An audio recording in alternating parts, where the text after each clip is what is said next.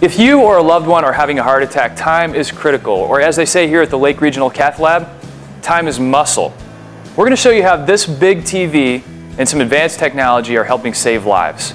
This is Quality 365, your inside look at Lake Regional Health System. Lake Regional Health System, here for you at Lake Regional.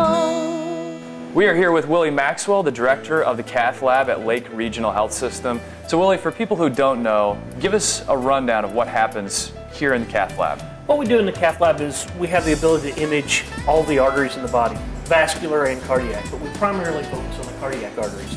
And we will bring a patient in that could be having a heart attack, could be just having chest pain at home and having trouble walking up from the dock. We'll image the arteries on the heart.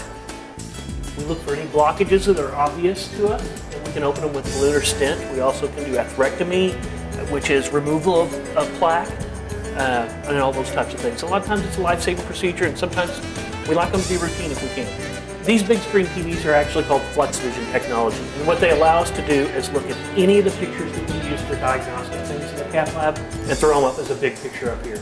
And it is no different than watching TV at home. You can watch it on a 14-inch monitor, or you can watch it on a 56-inch monitor.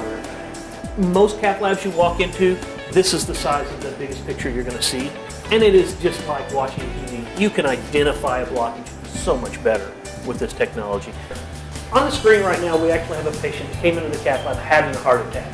This patient has 100% blockage in his right coronary artery. And while that's hard for the layperson to see, it looks like a lot of grainy images up here. What we should be seeing is this is our catheter, and we should see a nice C of an artery coming out. And what we're going to do is in our next frame, we'll show we put a wire actually down the artery, very fine wire. That's where this big screen comes into effect. You can see the wire and where it's going much easier.